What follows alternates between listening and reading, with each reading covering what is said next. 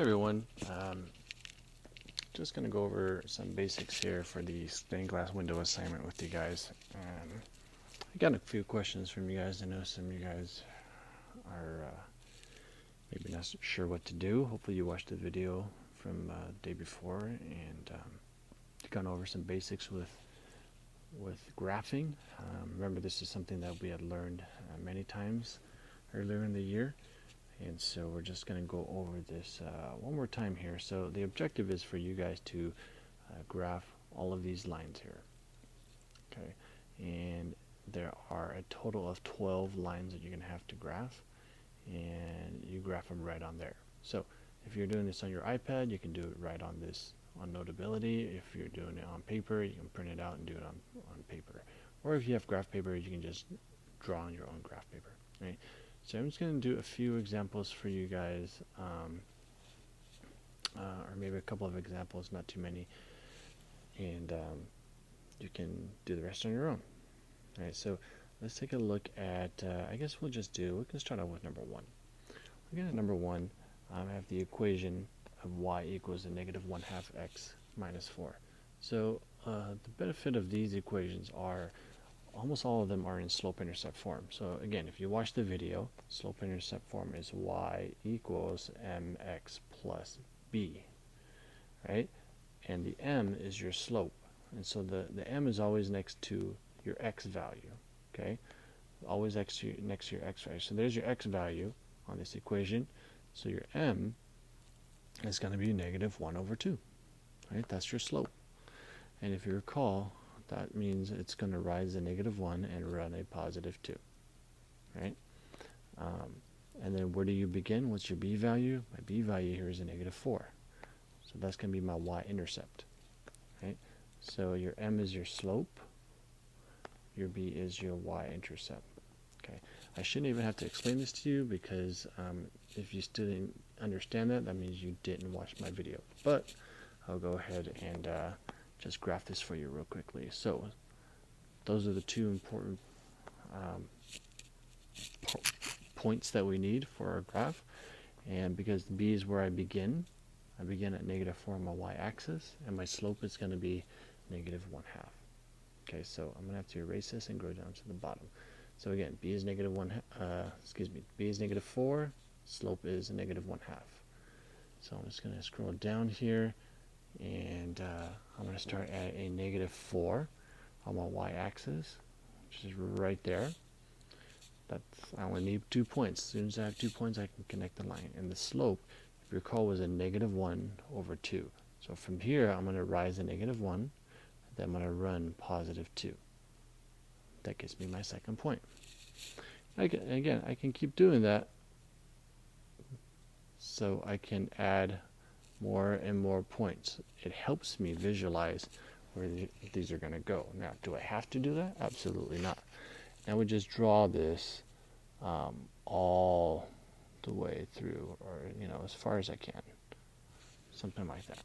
Okay, so actually it doesn't even have to be all the way through, because when you're all done, the idea is that your graph paper looks something like this, and you can color in the different pieces of glass, like a stained glass window.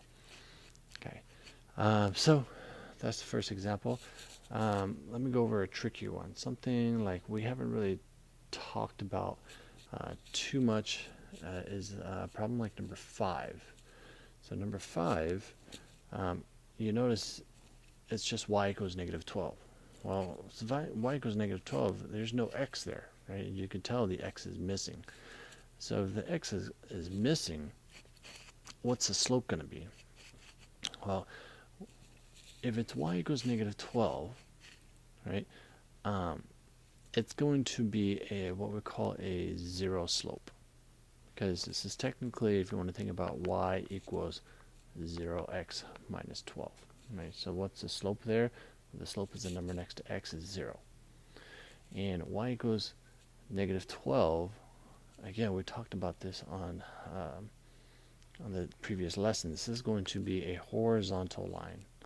Horizontal line, meaning it's going to go from left to right with a 0 slope, just like that. So I'm going to go down to my graph paper.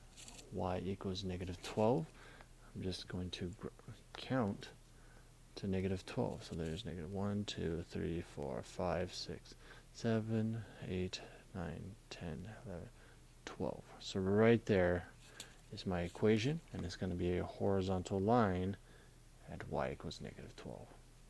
That's it. Okay. So if this is y equals a negative 12, you should be able to do an x equals example. Right. So I'm going to scroll back up to the top, and we have, let's just take a look at number 6 here. Number 6 is x equals negative 2. Okay, if x equals negative 2, there's no y. So if there's no y, we're going to call this an undefined slope. The slope is undefined because there is no y, and this is actually going to be a vertical graph. Okay, so you got to remember, this is crossing your x-axis at negative 2. If we're going to cross your x-axis, I'm going to go down here, find our x-axis, which is, oops, give me a second. Here's our x-axis, and our x-axis is at negative 2.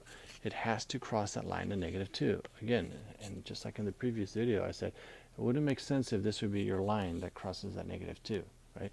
Because then who's to say that, well, that could be x equals negative 4, that could be x equals positive 3, that x could be x equals positive 5. Like, how are you going to know the difference? So the way you do know the difference is if it goes vertically through x equals negative 2, like that. Okay, and that's your graph. And that's all you do. You're done.